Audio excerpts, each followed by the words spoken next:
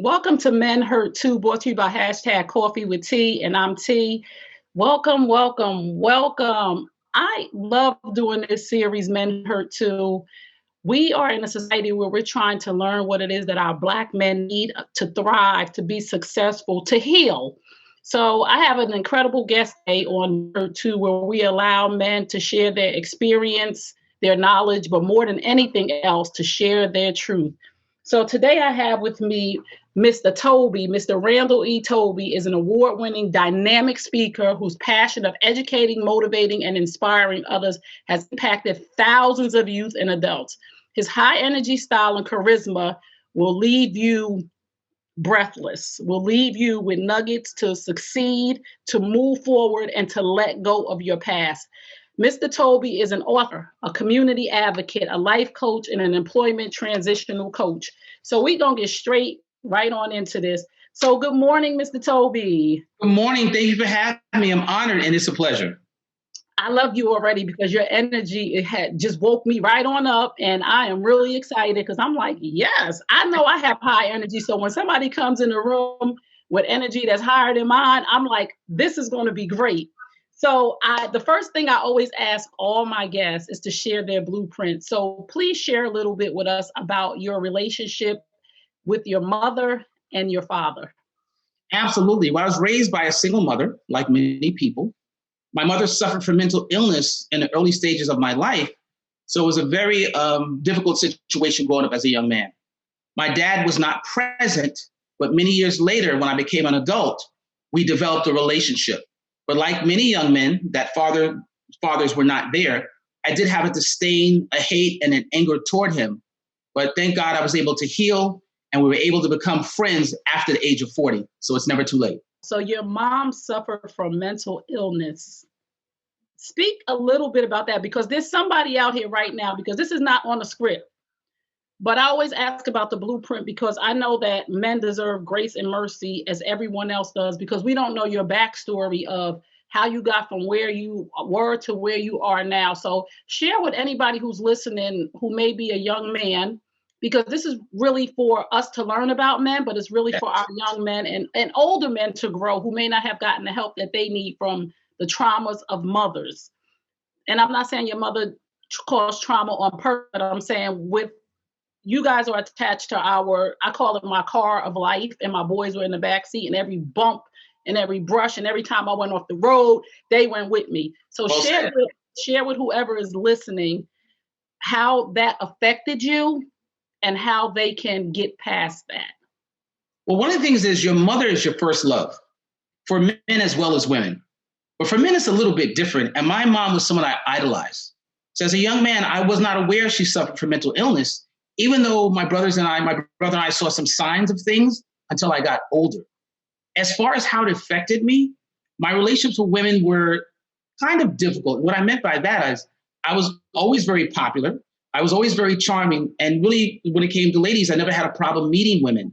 But not having my mom in the state that I would have liked or thought it should be, I didn't really have someone to talk to when it came to relationships with women. So I think it affected me that way. But I had to learn because I had some mentors along the way. I also had prayer, and I kind of watched good examples to help make up for what I didn't have at that time.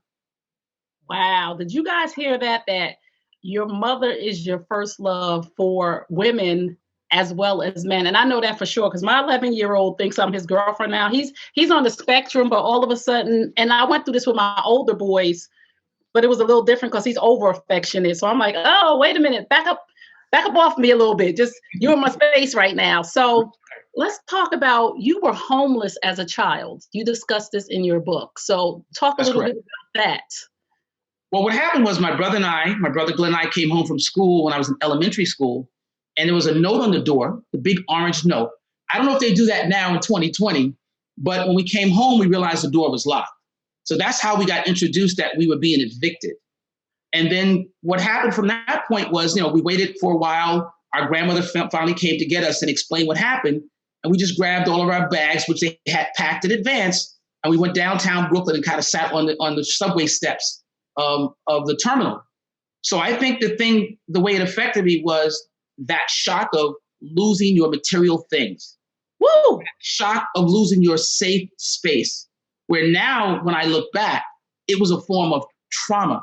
Because every time I moved or rented an apartment before buying a home, I always felt like I was going to lose it. I had this fear that I would not keep it. And even to this day, I collect toys and a variety of little things. If you go in my basement, and I believe that comes from losing many of my material things as a child. I kind of self-diagnosed what I went through. Women always talk about we want security. Women, we want security. We want security. What does having security look like for a Black man? Wow. Well, it's being surrounded with love. That's the easiest and first thing that comes to mind. But it's having all your basics taken care of. Shelter, food, a hug every now and then. I think it's very much the same for both, but I believe because men are learning to be leaders and head of households, I don't mean breadwinners necessarily. If we don't have that at a young age, when we date and have relationships, we come in very damaged. Wow. Wow. Whoa, whoa, whoa, whoa.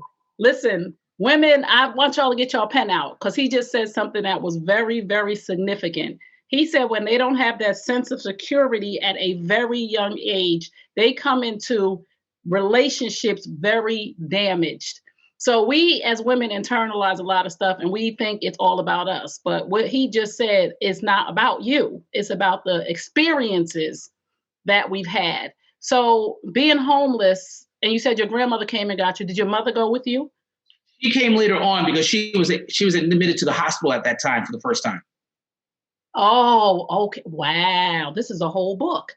But we're going to get back to that because now I got 762 more questions for you. But my oldest son especially, is very protective of me. And we had a conversation about some things that went on when he was younger and he couldn't protect me from relationships I was in. And I just, right now, just realize that that's still affecting him because we had serious conversation. And I'm like, whoa, I didn't even know you were holding on to that.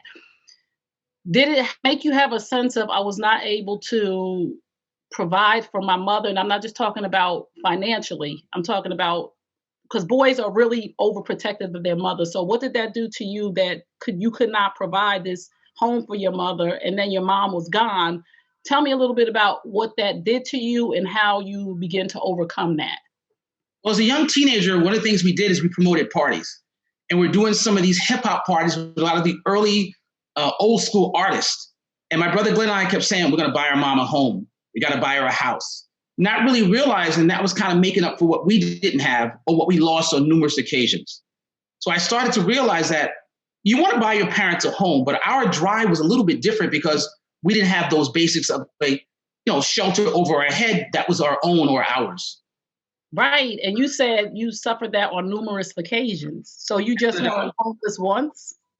No, I was homeless several times as a child. What happened was they took us away and we ended up in public assistance for a short period of time. And we had to go into foster care for about a week because my mother was admitted to Creedmoor Mental Institution. And we went to visit her in the hospital. And to this day, those smells from a mental hospital or any hospital kind of turns me off. Because imagine seeing the person you really idolize, sedated with drugs, sitting in a chair, not coherent, and you're saying to yourself, what's wrong with her? What's wrong with us? So when I look back, now I realize how devastating that was. Whoa, what's wrong with her? What's wrong with us? I'm trying to tell mothers, we have to be mindful that our children are in our car of life. They're in the back seat. They have no control. So it's not just your life, it's our life. What's wrong with us? How do you let go of those past struggles? Because so many people use, I was homeless, my mother was a drug addict, my father beat my mother. And I know all of these things are traumatic. So many people use that as an excuse and it leads them down a path of failure. How did you let go of those past struggles, especially the ones that weren't yours? Well, I think I was born with a thing that I realized that I was responsible for my own success or failure. Regardless of any outside influences, what I went through, who was involved in my life, at the end of the day, I had to choose what I was going to do.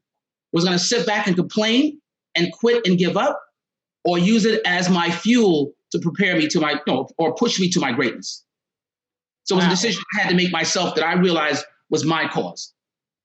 Wow. How do men do that who are not born with that drive to say, I'm responsible for who I am now? And I know you mentor men and I know you mentor boys. What would be one thing you would tell them to, like, and not in a harsh way, because we're really harsh with men, like, suck it up, suck up, and you're responsible for where you are right now. But there's a little boy in your head who saw your mother in a mental institution. There's a little boy in your head who saw that big orange sticker. How you described it, there was a big orange sticker on my door. I'll never forget that. Right. So, you know what I'm saying? So it's not so easy as we say, it's your responsibility right now, when that little in your head is saying, oh my God, I got to collect this toy. I got to have all my stuff with me because I'm going to come home and my house is going to be gone. How do you battle those inner thoughts? And how do men who don't have that drive to say, I'm responsible for me, what do they need to do? There are two things that come to mind immediately. One is to read. Find books that talk about what you went through, that give solutions. Read the Bible if you're a spiritual person, or the Quran, whatever you're into, because that spiritual guidance makes a difference. Find someone who suffered the way you did and talk to them. Hey, man, I see you have your own place in a car and a nice husband, a nice wife and a family. How do you get from A to Z? Tell me the steps you took so I can have a path to find until I find my own. Where does that vulnerability come from? Men are taught not to be. I told my boys, and not on purpose. So I'm learning. I wrote my book, Men Hurt Too, from the wrong way I went, and I'm not ashamed to say it because it wasn't on purpose. But we tell them not to be vulnerable and go to Mr. Toby, like, Mr. Toby, I see you got a house. I see you fly. What you know what I'm saying though? Like, well, how do those walls come down to even be able to go and ask anybody for anything? Well, I think it's the responsibility of the other men that are not suffering from that situation. We have to go seek those men that have that problem. We have to go after them. We have to make it our mission. Listen, when people come help me out, they go, I want to do what you do.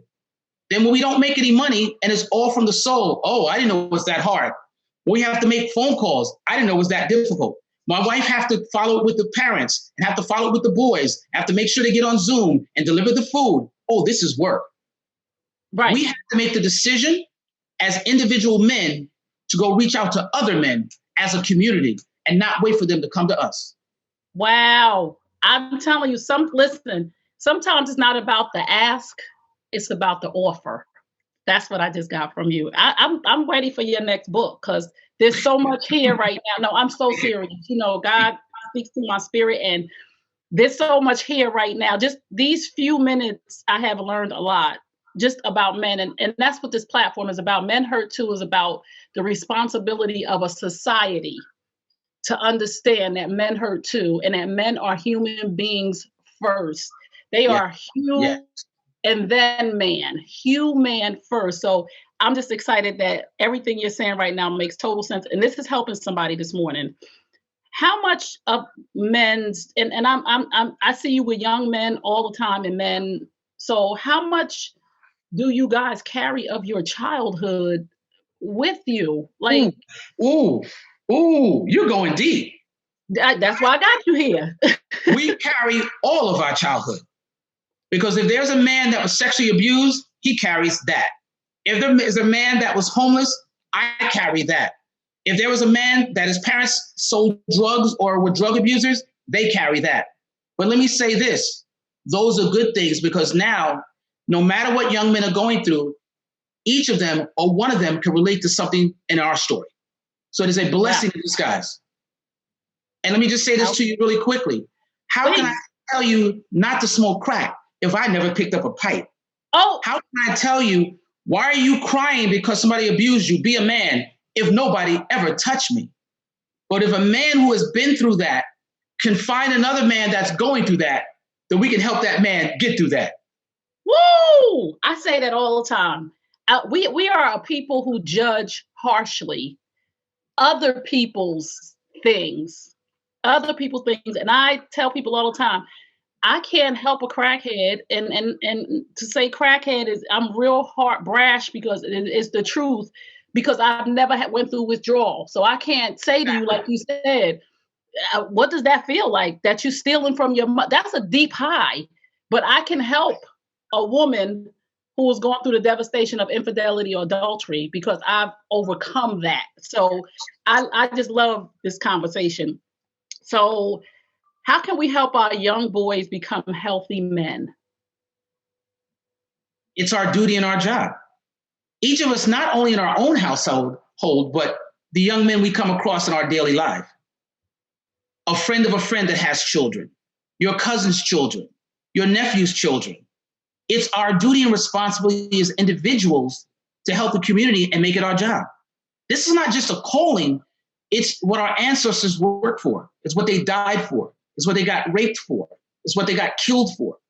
So if you don't take on the responsibility of helping out, no one else will. It's up to us as individuals. So through your journey of Breakfast with Boys and mentoring men, what is one thing that we need to know as mothers, as women, as wives, as significant others, as sisters? What is one thing that we need to know that is a major problem with men? Wow. A major problem with men. I say one thing, I don't know if I'll call it a problem, but I'll call it part of our makeup. Yes. It's our ego. Oh. The male ego is different than women. Let me give you a very quick example. I like to clean. If I mop and sweep and dust, I'll tell my wife, I did the house today. Do you see it? In the meantime, she will do the same. She will cook. She'll go to work. She'll work her business and won't say a word back to me. Wow. We require a certain type of pampering, a certain type of babying. And I don't know if brother's going to agree with me or not. I'm telling you how it is. And Please. That's part of our makeup.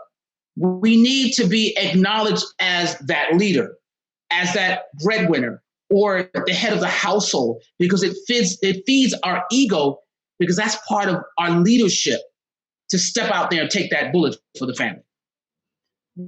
We live in a society right now, Mr. Toby, where women are killing the game. They are, right, they are getting master's degrees. They are making more money. They are entrepreneurs. Help us. What do we need to do? And that dynamic is the woman is up here, and it's not anything bad for the man, but society has us pitting us against each other. Yes. Like, you're the man and women are this and men ain't. How do we, you just said our egos, your egos. How do you act when you're in the house and you're the one home taking care of the kids and she's on at the 4500 company? Well, from the woman's perspective, the first thing she should pick is a man that brings his A game. His A game may be 50,000 and she's making 150, but it's his A game. Am I making sense? So the man that is bringing his best, no matter where he is, because he can always improve and always do better. So if you go up the man that's bringing his C game, he's making 150,000. He's driving a Mercedes Benz. There's always going to be a gap. There's something missing because you didn't go for that man that is giving you the all. You went for that picture frame that looks good, tastes good, and smells good instead. Wow. Uh-oh, ladies. Just because he is in an Armani suit and driving a Mercedes Benz don't mean he on his A game. There might be some issues up under that suit or under that hood of that car. So let's be mindful. Just because you make more money than a man, there are other things that are important that he brings to the table. Absolutely. Absolutely. And me as an entrepreneur, and forgive me for interjecting, two of my relationships, my mate was my breadwinner, was the breadwinner of the house, meaning they made significantly more. But what I brought to the table, another man couldn't bring. Right. That support, that teamwork, that honesty, that sincerity, that integrity. And I was bringing my A game regardless of what they made. They know they're getting all of me and every bit of me. Wow. And integrity is the key word, because there's a lot of women in relationships with men because of those behind their paycheck, but he's out running and not talking to unite and not supportive, not encouraging. So, but she got that Louis Vuitton bag. And let me And give you forgive me, let me give you the flip side. With social media like Instagram and Facebook, the men go online and now see everything about a woman without knowing her. They see her body, they see how she dresses, they see what she's making, they see what they do. They don't have to ask any questions. So when he hits you in the DM, don't complain because you gave everything free. So if you go back and don't share everything and leave some things to be discovered, you find the right man. Wow. Of course, if he knows everything that you want and don't want, he's going to come with the game, giving you everything that you want and that you don't want because he already knows. Ladies, I hope you listen. There, and this is the thing too that I've always said to women. Of course, your new man is giving you everything you want and not doing what you don't want because you just filled him in and told him, my ex used to do this and my ex didn't do that and my ex wouldn't this. So of course he's mad. So 5 years down the line, when he shows up and not his representative, you looking crazy because you told everything. So exactly. Woo! Give grace and mercy to men, right? Because men hurt too. And I'm big on this. I'm big, and women get mad at me. Like, you don't hold men accountable and this and that. Yeah, I do hold men accountable. So I want you to explain, how do we give grace and mercy to the fact that your mother had mental illness? You were homeless, not only as a child, but as an adult. This guy was raped and molested. This one here doesn't know his father. This one been in foster care his whole entire life. How do we give grace and mercy without taking away accountability for your own healing? Wow. Well, as a person that is a spiritual person that believes in a God, I know that everything that somebody goes through, good or bad, is an assignment. And that assignment is giving you practice to utilize what you go through to get you where you're supposed to be. So let's look at sports. You're in the gym working out. You're shooting the baskets before you go into the game. So that thing might be the homelessness, the abuse, the drugs. If you look at it as part of your life, that is going to be your testimony that you are building something that no one else has faced to take you somewhere great. It can kind of give you something to hold on to as you're suffering. But as most people know, you cannot have greatness without sacrifice. You cannot have greatness without problems. You cannot have greatness without struggle, because you'll never appreciate truly what God put you through. Wow. Listen here, Mr. Toby, you stepping on toes today. This morning, somebody's toes is crunched right now, but that's okay. We're trying to free some people to understand. First, again, if you're tuned into Men Hurt Too. I'm here with my guest, Mr. Randall Toby. We are talking about overcoming your traumas in life. We are talking about how we can support our Black men without enabling them, right? Because we don't want to support so much that we enable. So how do we do that? Well, support is extremely important. You can support someone, but you shouldn't carry them. The tools to get there. You give them the things to do, but you can't carry them through it. You just set it in front of them. You tell them it's there, but they must pick it up and walk with it. And I think what a lot of women do is they find it, they give it to them, and then they help them carry it. You have to put it in front of them and then step back and watch them do the work. You have to put it in front of them and let them have to figure it out. But if you get it, carry it, and give it to them, then you'll never know what that person's capable of doing, and they'll never learn to take care of things for themselves. Wait, I'll take a deep breath and out. Exhale. That you can support them without carrying them. Yes. Man, we're going to talk offline about this whole entire thing. Absolutely. Absolutely. So I heard something that you said enlightened me, and I want you to enlighten the brothers. You said when a man has a child, he must learn to live for something bigger than himself. Yes. Let's talk about fatherhood a little bit while I got you on here. My pleasure. Speak a little bit more to that. When a man has a child, he must live for something bigger than himself. When God blesses you to have a child, you have to understand that they're watching everything that you do. And so when you want to do something, and let's say you're watching a basketball game, a football game, and that little boy or girl comes up to you, you have to put the game on pause, because those moments together are so precious and are so rare. And I think what happens is men sometimes look at where they are, not looking at how their actions affect the ones around them. So when you have a child, that child is going to watch and mimic many of the things you do. And you're going to be the first example in the home of how to talk to your girlfriend or your wife, how to treat your girlfriend or your wife, how to respect your girlfriend or your wife. So if you're calling them names, if you're using profanity, if you're being violent, that child is watching. And a lot of times, as you know, things that happen in our childhood, we carry on. Wow. So there's a difference between, like you just said, there's a difference between being in the home and being present in the moment. Absolutely. Because when you're present, you're part of what's going on. You're not just in the building, you're part of it. Because anybody can be in the house. I mean, how many relationships we know people are with their mate every day? They don't even know each other. It's the same type of premise, you know, and that's what COVID-19 did.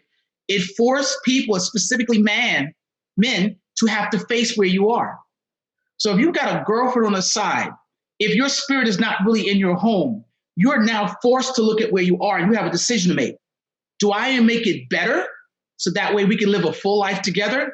Or man, maybe it's time to go, but you can't play the middle anymore. Those days are over. People have to make decisions now.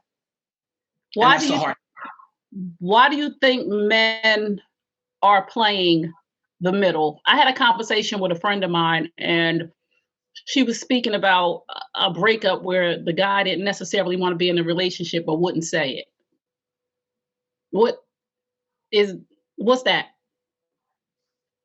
It's people not being willing to read the signs. Okay.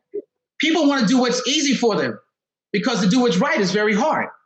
If you know the person has done something to you that's selfish, they have a separate bank account, you don't know what they have, they hide their phone, and I don't mean necessarily cheating, but not making you part of their life, then you have to make the mature decision to go, this is not good to me, I'm out.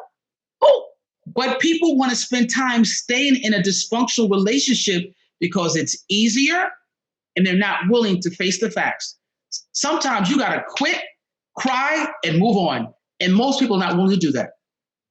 Save yourself, because the lifeboat ain't coming. Sometimes you have to save yourself. When you see the signs, don't ask God to send you a sign when he already hit you upside the head with the sign. When the boat done sank, you still swimming and holding on to a piece of the wood. I had a girlfriend once that used to tell me, she was a platonic friend, yeah, this guy I met, he's always asking me to send these nude pictures and all these other things. So she's mentioning all the things she doesn't like, but she still calls him and plays with him on the phone. I don't know why he's keep doing that, because she likes the attention and refuses to get someone that respects her the way she wants to be respected, because it's easier to have though it's already there. Now you have a relationship. That person continues that same behavior. Don't blame them, blame yourself. You brought it on. I just want to say this before I forget, and you can tell me if I'm right. I always tell people that women have a sixth sense that men do not have. They have an anointing to feel something before it happens. And time after time, women ignore that feeling from their gut and go with what they see.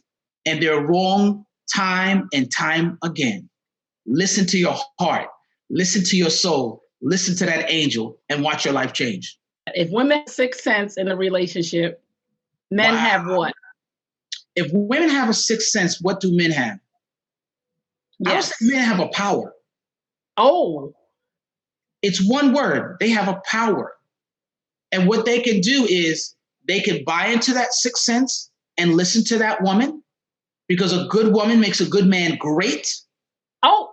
Or they can ignore it and then have to apologize throughout the course of that relationship because they would not listen to that woman's sixth sense. Wow. See, women have a sixth sense, men have a power to listen to it. And so many think that when a woman is trying to forewarn them with the sixth sense, that she's trying to tell them what to do. And major problem. It's not and that comes from, do you think that when a woman is trying to forewarn her husband, boyfriend, fiance, sons, whoever with that sixth sense, like mothers will be like, I don't like that girl. I don't like her. I don't like her. And then the son goes left. He just going hard for the girl now. Do you think it's because of early childhood issues of control, of not being able to exercise their right to do whatever they want to do? Where does that come from when a man doesn't gravitate to a woman as his best interest at heart and shares the sense? I agree with you 100%. It also comes from society, because men are told that they are the head of the household, and other men will tease a man because they listen to their girlfriend or their wife. Why are you listening to her? So men who don't have a good relationship, that don't understand the dynamics of a partnership, will take another man and give him bad information. Don't listen to her. She doesn't know what she's talking about, because they never had that right woman to teach them. So we keep giving that bad information to men, and we don't listen, and we keep messing up. But if we listen to women more, we would be a lot more successful, because that sixth sense is there to protect us as partners, not to make us look like we don't know what we're doing. The other men are telling the other men that have a good woman at home because their situation is messy. She don't know what she talking about, and the men are listening to other men. I just wanted the men that. Mr. Toby dropped a nugget on y'all right there. Listening to that brother. Your wife, girlfriend, fiance has your best interest at heart. Sees something. God sent you a person to forewarn you, and your boy over here ain't with the right girl. Thank you, Mr. Toby. It's a fact. I had a friend several years ago, it was more than 20 years ago. I was in a long-term relationship and we broke up. And the first thing he wanted to do is, yo, man, now we can go hang out. Let's go to the strip club. Let's go out drinking. And I said, well, I had met someone who's kind of a platonic relationship, but there's potential there. But the first thing that came to mind wasn't step back and heal, or maybe see if this other person has potential. It was like, yo, let's hit the streets. So again, he was in a relationship that he wasn't happy and wanted to take me down that path to join him. But I was smart enough not to listen. Oh, this is so good. Thank you so much. All right. And that's on my notes next. Oh my goodness. You talk about surrounding yourself with right people.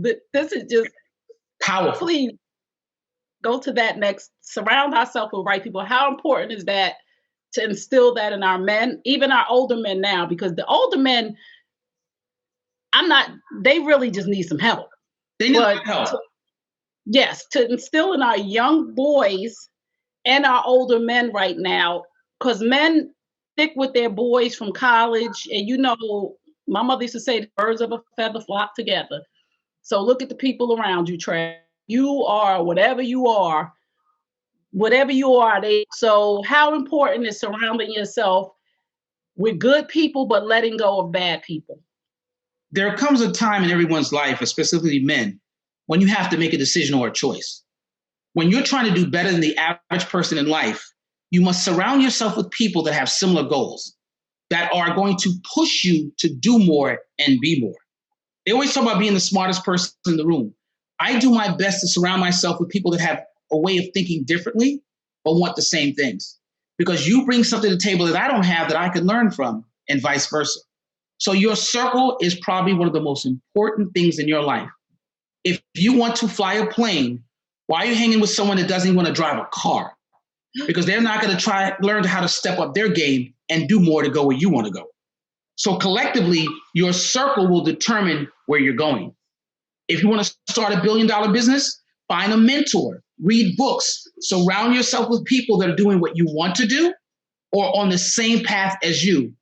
It'll make your path a lot easier. So we have this thing, and we're speaking about men right now. I don't know, because I'm not a man, so I can ask you.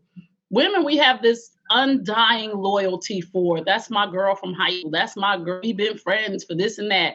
But homegirl ain't doing so good. She's still throwing back shots, and she ain't evolving with the rest of the crew.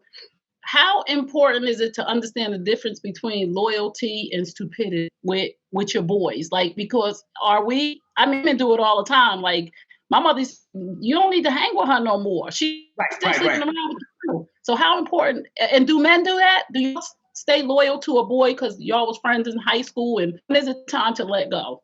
Absolutely, it's part of human nature, because that's the person you're comfortable with. They know your flaws and you know theirs. But the problem with that, in my opinion, is it never allows you to go to the next level. It never allows you to grow and find individuals that will help you through that second path of life. Because some of our friends are only there for the moment. They're great when we're 8 and when we're 28. But now you're 48. So now you want to buy your first home. You want to travel outside of the country. You want to start your own business. And if those other friends don't have that same drive, it may hold you back. You can still love them. You can find time for them, but you've got to move forward and go get those things through that door that's closed. And it won't open if you keep staying with people that's going to hold you back. So let's talk about your two organizations. Absolutely. Well, Breakfast with Our Boys was started about 1.5 years ago. And what we do is we have an 1.5-hour conversation with boys aged 12 to 15 years of age. We have a partnership with a restaurant in Burlington, New Jersey. I bring in different guest speakers to speak, and then we give the boys a gift to walk away with each time. So our partnership was with a restaurant out here called Riverview Restaurant and Bar. But when COVID-19 hit, there were no more in-person events. And so now we've decided to take it virtually. Well, we've been very, very blessed because we've had support from some local politicians, like State Senator Troy Singleton in New Jersey, as well as Mayor Conaway in Burlington City, New Jersey.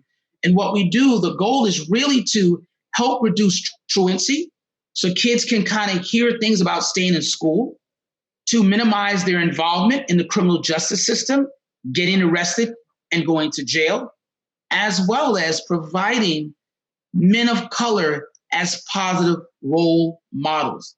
And my dream or goal is to have at least one event in all 50 states in every urban city. And in 2021, we're going to launch in New York City and have our bi-monthly events there.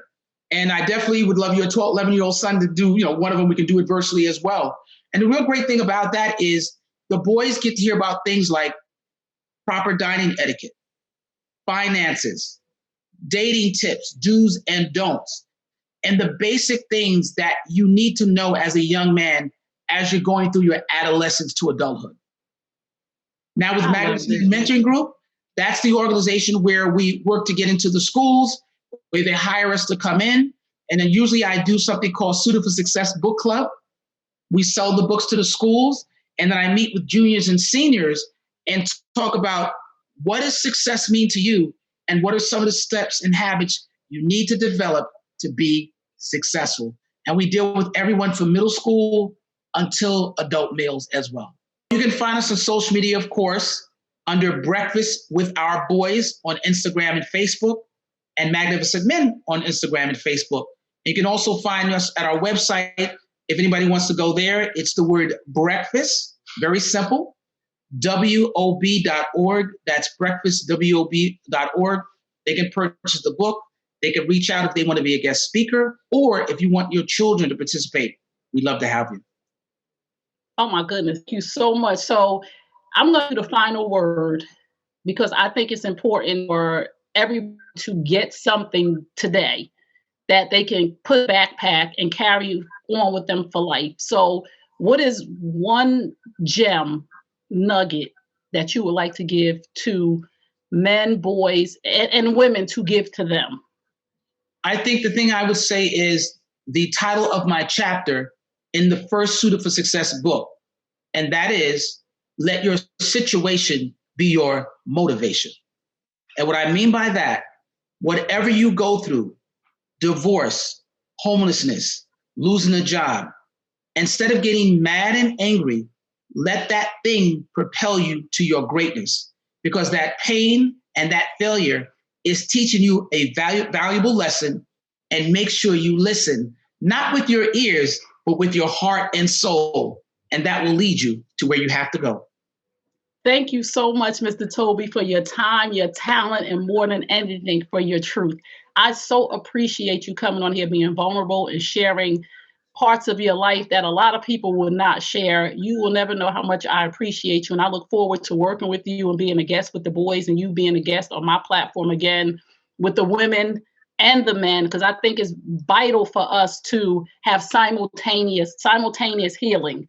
Yes. All this healing that women are doing, it means nothing if we are dealing with broken men who are not getting the tools and the resources that they need to heal. So we can heal all we want over here by ourselves. Women, we can heal.